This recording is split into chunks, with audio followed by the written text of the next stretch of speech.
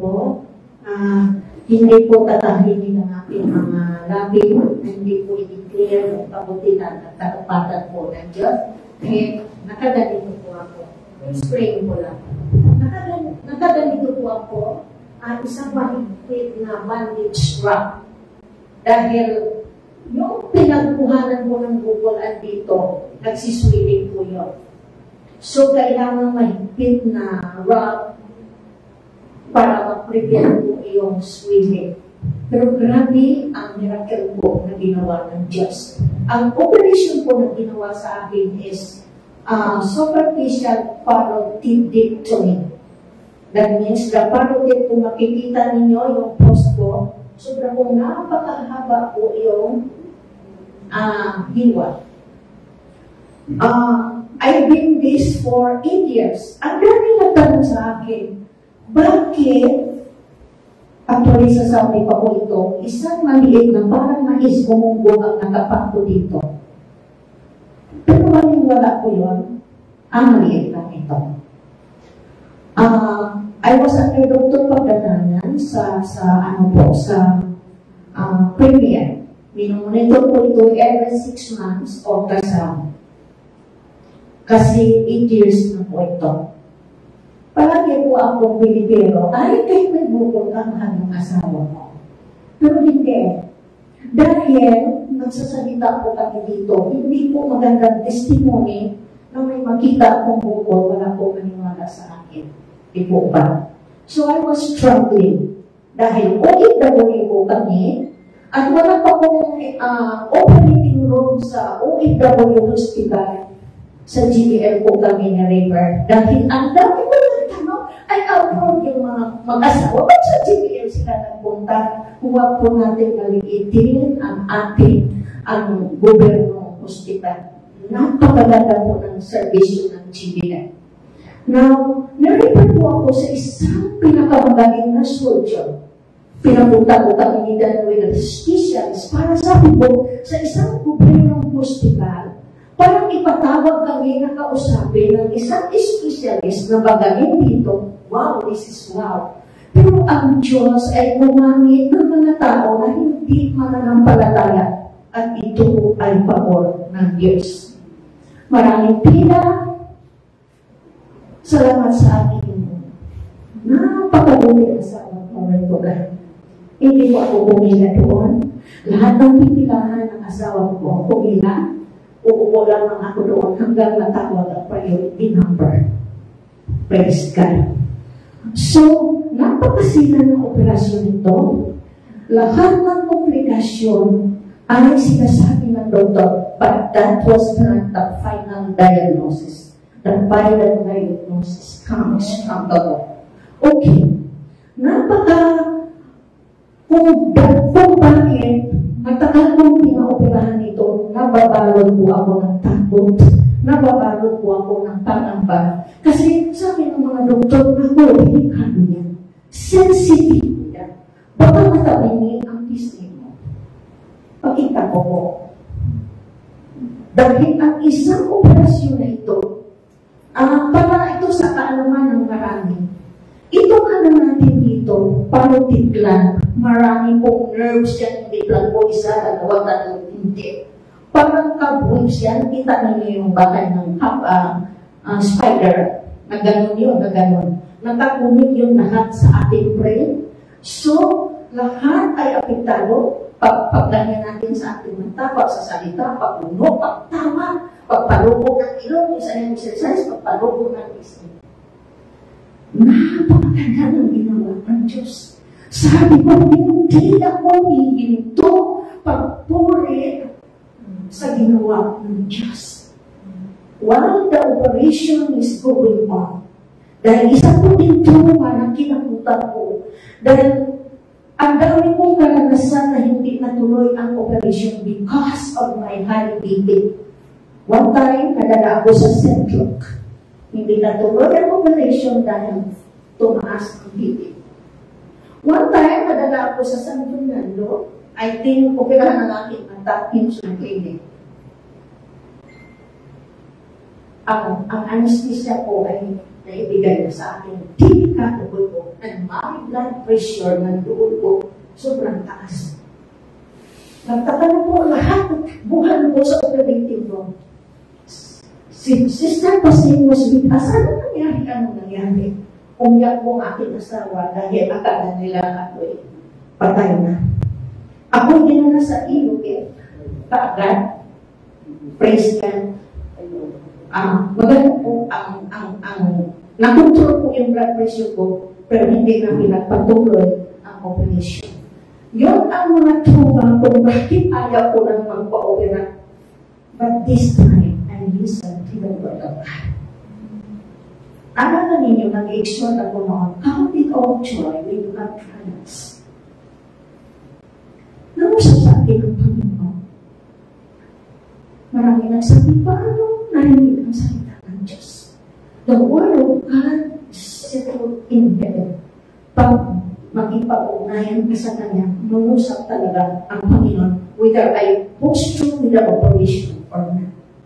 Binigyan ako ng tatang sa Panginoon. Wow! Sabi ng mga in-laws ko, at sabi ng even ng Miss Mida, wow! Hindi ang tapang mo. Sabi ko, ang nagbigay ng tapang sa akin ay ang Panginoon.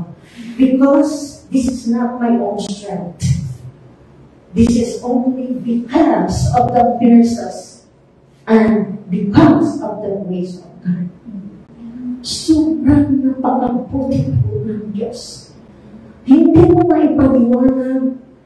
Kasi natikman namin, ever since natikman namin ang goodness ng Lord. Nung sinabi ko, sinubok mo na ako sa maraming tao, pero hindi tayo binigo. Mga kapatid, hindi tayo binigo sa pananalig. Sinubok po ng Diyos. Makita ninyo, hindi po tabi ang aking mukha. But because with the operation, sabi ng doktor like that, while the operation will go on, sabi po niya, lalabas ako, ipaalam ko sa iyo kung natabihin yung mukha ko. Grabe kabalo na po ipasok while waiting on the operating room. Bawal na lang perma. Mag-insert kami ng perma. Baga anuhan sa ina ng dugo, certainly, pero ang last time, ang doktor ko na naman, kabalo. Pero ano ang iginalita ng doktor? You will be happy because there is no nerve has been cut or wicked. Palakpakan mo na. Ito yung pinatakutan ko na ayaw akong mag-opera, pero sadyang napakabuti ng Diyos. Tapat siya sa kanyang pangako. Tapat ang Diyos. Ito yung nakita ang pinakadelikado, pinakasensitibong operasyon. Bakit? Sa room mismo kung saan ako, nakita ko doon na may isang natabi niya yung angka. Dahil yung nerve niya ay nakapalipot dito sa kanyang bukong. Walang Diyos ang mundo. Pero ang hindi yung pinaranas sa akin. Salamat sa inyong lahat. Natapos na yun. Pero ang recovery period, pero ang pinakahirap nito, alam nyo, ang discomfort mo na nahinig ako ay nag-communicate ako sa Panginoon, ang hirap. Pinabalik kami. Wala akong Sunday na gusto ko talaga, ayaw mo hindi ito naglang pag-issue na ito na hindi wala ako sa piling ng Diyos. Ulit-ulitin ko pong sinabi, ang pinakamasayang araw ko ay sa piling ng Diyos. Hindi ko ito pagpakin kung ano-ano pa ng bagay. Now, na-discharge ako sa today. Pinabalik kami sa OPD. Wow, sobrang lupo. Sobrang lupo talaga. Lord, what is this? Doktor, sabi ko, doktor, ano ito? Sabi niya, that is called seroma, mga fluid yan, dahil hindi nalulog ang ano mo. Kasi the function of the parotid gland is to produce saliva.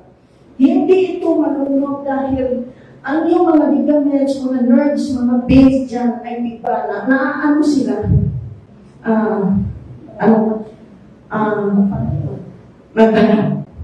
Nagdala ang parotid gland also, instead of going down,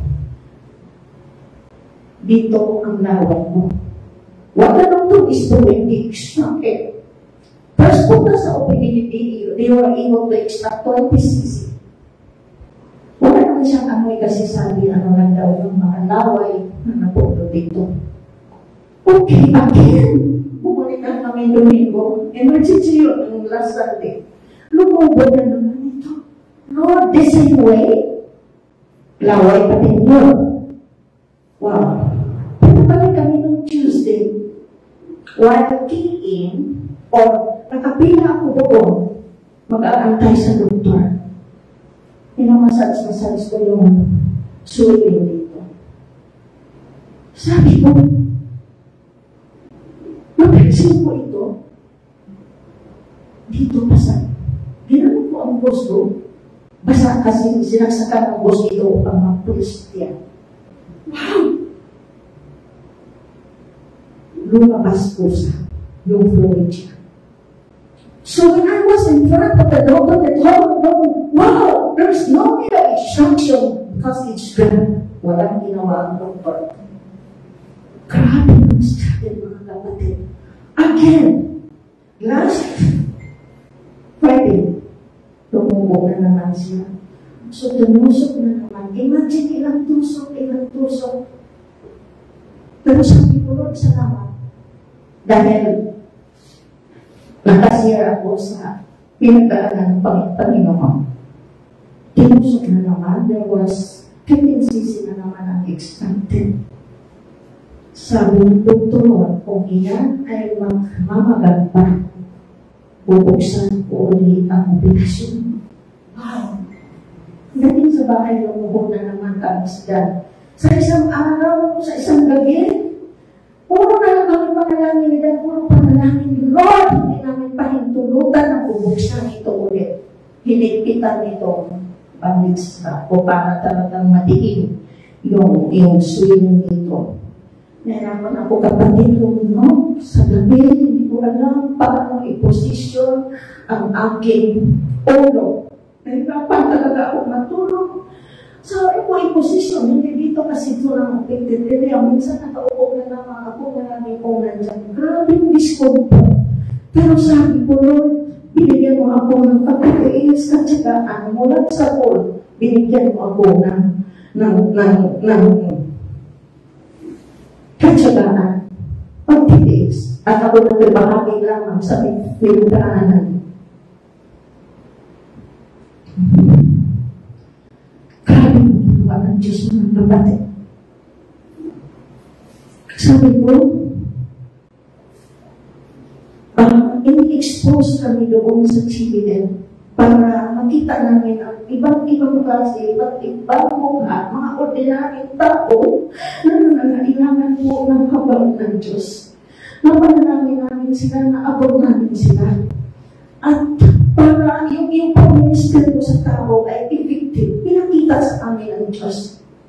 Sa Saudi, ang ganda ng mga accommodation namin dahil si God po ay position sa Persipula. Every time mag-umpay ako, kahit kunti bagay lang.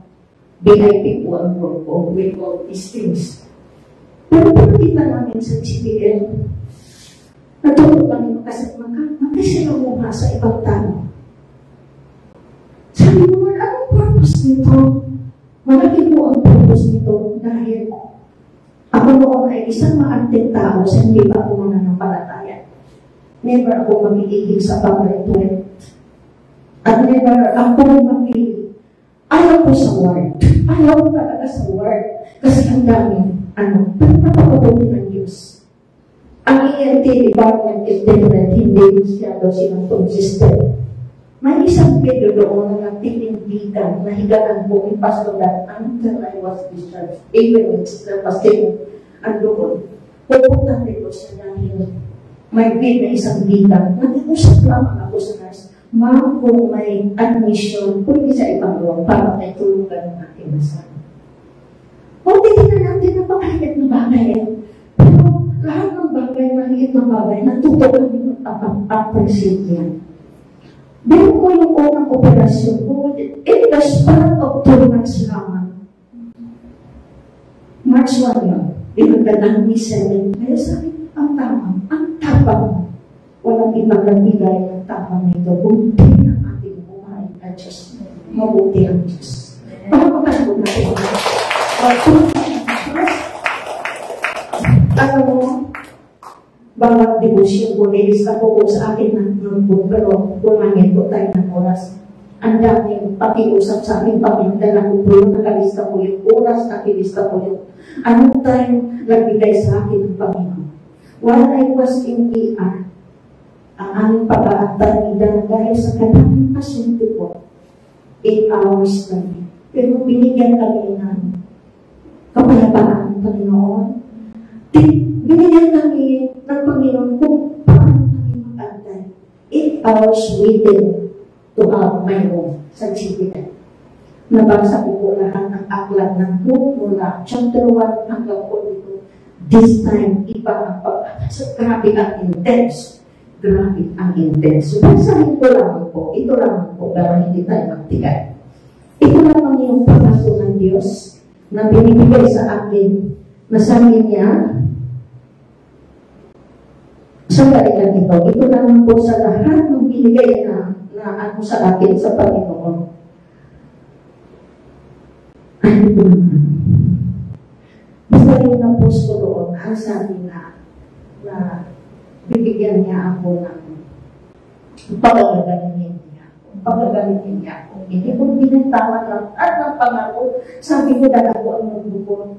Puro pangako yun sa Panginoon. Buhay ang paghawakan po natin. Kung magtiwala tayo sa Panginoon, huwag po tayo mag-doubt. Diba ang sabi sa James? Kung may pag-anulangan tayo, huwag na tayo matanggap kahit ano man. Ang pagpapala ng Diyos ay hindi po natin matanggap. So kung tayo ay binigyan ng mga promise ng Lord, huwag po tayo mag-anulangan. Huwag po tayo mag-anulangan dahil gagawin po ng Diyos. Ang ano ng pangako yan. Pangako yan eh. Sabi sa Psalm, forever the word of God is seated in heaven. Nagtatulang yan. Anong pangako yan? Yung sinulat niya, panghawakan lamang natin at kanyang ibibigay. So yun po. Napakabuti, hindi na ako ang kabutihan, ang kapabutihan, kaano kapatid ang Diyos. Mabuti pa. Okay. Wala pong bayad sa GBM. Within 2 months, nagkapaan ako, walang bayad. The service was really good. Grabe improvement po ngayon. Hindi dahil sa private hospital, bawat ang resita. Ang bayaran mo lang yung mga dishes na mga gamot. Yun ang magbabayaran.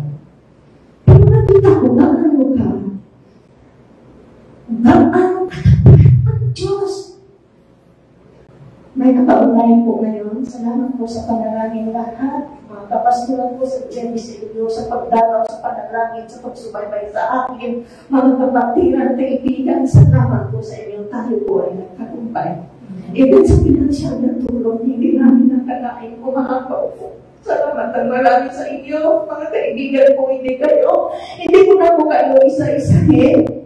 Salamat sa tulong niyo, sa suporta, sa pagmamahal, sa mga kapatid ko dito. Salamat po.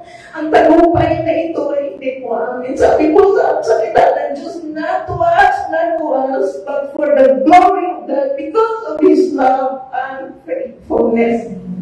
Sa Diyos po ako po naman. Salamat sa pangalamin niyo. At wala na encourage po ang bawat isa sa kadakilaan, kapakitan, kapangyarihan, at karapatan po ng Diyos.